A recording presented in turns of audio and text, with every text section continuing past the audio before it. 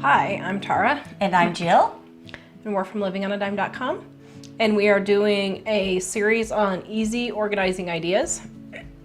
Excuse me. We are on number 8, which is... Be a wise steward of your time. Yeah, so this is a biggie. Yeah. And people are gonna, I'll put our disclaimer right here. You're gonna say, well, this doesn't show me how to organize. I know we're gonna get comments and emails. So I'm just saving you right now. We know this does not sound like it has anything to do with organizing, but if you don't get this down, you are not going to be organized at all. So be a wise steward of your time, which means... Well, clean stuff as soon as possible. Don't waste your time letting it dry. Like I was talking, one time I was telling about how you lay a spoon down and it gets hardened, that type of thing. I think that was our number 2 video. Yeah, if something needs to be clean, clean it. Just don't think about it, I'll do it later, just do it. As long as you're walking by it, clean it up. But also, on the opposite end of that, don't clean what doesn't need to be clean. Don't be OCD about this, folks. See people getting hung up on schedules. I mean, I go to different YouTube things and stuff, and it's like, I have this schedule to clean every light fixture in the house once a week on Monday. Well, if it's not dusty on Monday, why are you dusting it on Monday? Don't be a slave to your schedule. I don't have a schedule at all. I clean things when they need clean because that saves me time. I'm not cleaning extra stuff, and I try, like we've talked before, about preventing messes. That's one way of saving your time. Another thing is volunteering. Okay, we're going to get emails about this too. You can go ahead and email us, but I can guarantee you right now we are not changing our stance on this. We've been doing this for 18 years.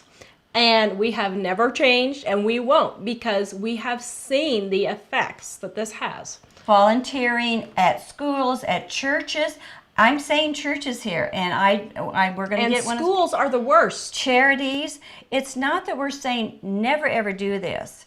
We boldly believe. I mean, we really believe in doing this. We do stuff ourselves, but we limit it, and I mean, we really limit. And if your house is in order, no. If your house is not in order first, you don't need to be doing this. You should not be doing period.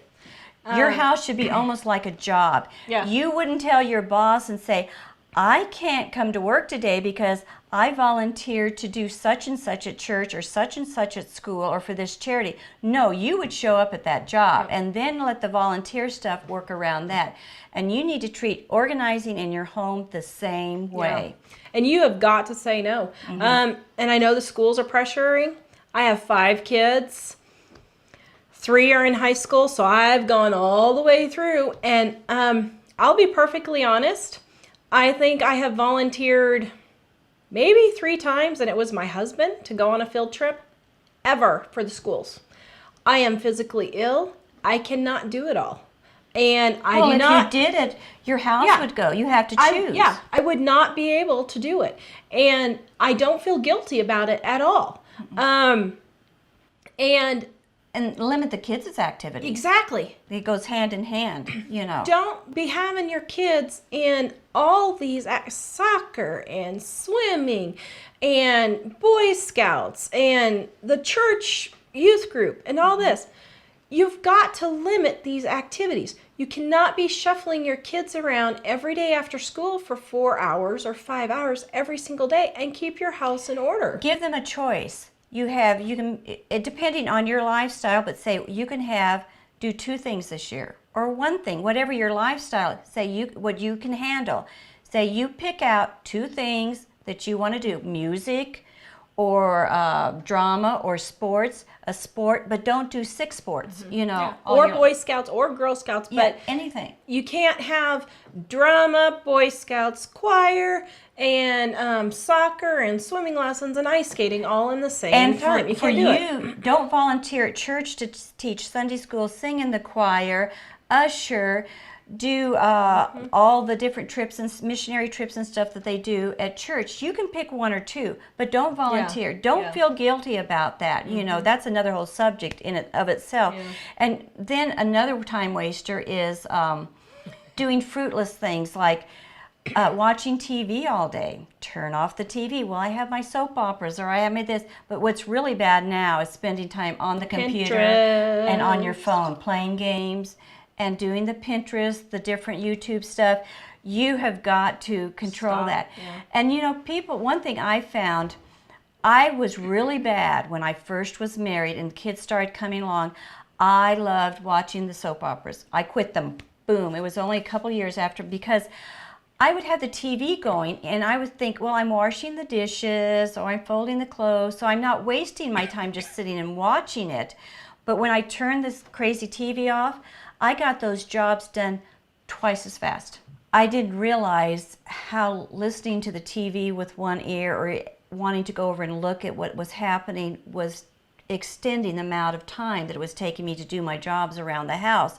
And then, you know, nowadays it's a phone. oh, I was just getting ready to say Turn that. off your phone. You do not have to answer You don't every need text to, you don't or need phone to call. check it every 2 No. minutes. Don't check it every 2 minutes. If you're getting something done in the house, turn it off. Don't talk on the phone. Don't talk on it. Put it up away from you and get your work done. You may say, oh, well, I'm not talking on the phone. I'm just throwing a quick text over. No.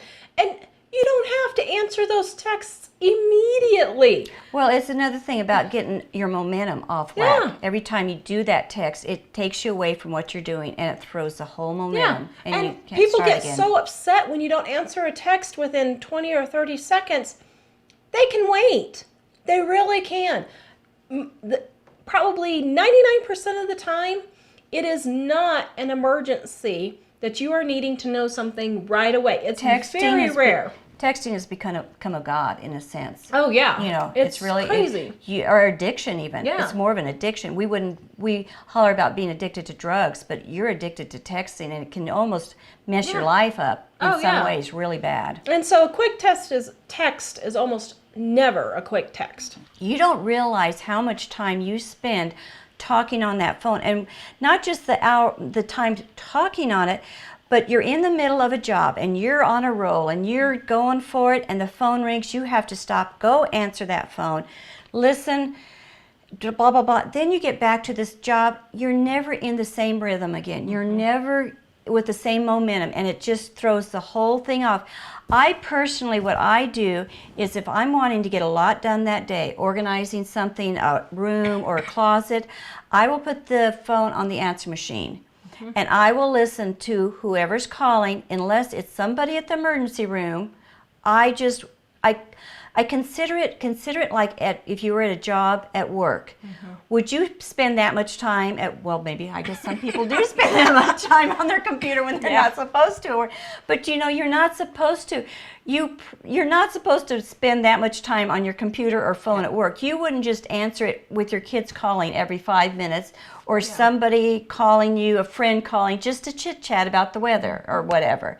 So get rid of those time wasters like that. And shopping too is another one. And use a timer. If you're on Pinterest, set your timer. 10 minutes. I'm looking through Pinterest. I keep a timer right by my computer, and I just set it when I need to do something, and then I know, okay, I'm done. And I can't look at any more. We all know you can spend years on Pinterest and you will never see everything you want to see. So you need to limit yourself and just cut it out. But I was saying, shopping too is a lot of times you don't realize that you spend a lot of time wandering around the mall and different stores. You go there for one item, and how often do you just wander up and down? Those are all different types of time wasters that you do. You make excuses for not getting your stuff done. Anything that you're doing in place of getting what you need to be done is a time waster, really. And we have an article on our website about how long it actually takes to do certain chores. And we're saying this, I bet you're thinking, well, I don't want to spend 3 or 4 hours without your phone. We've literally timed chores, and we put that list on our website about how long it takes you to make the bed. 1 minute. Literally takes you 1 minute. Wash the dishes, 5 to 10 minutes. That's it. So work in a 15-minute segment, then go over deal with your phones before you start the next job. So it's not a long process. We're not saying you have to be without your phone all day long. I know that would cause convulsions in some people, but you have to cut out these time wasters. So organizing idea number 8 is be a good steward of your time and stop wasting it on frivolous things. If you like this video, be sure to subscribe, like, share, and comment below.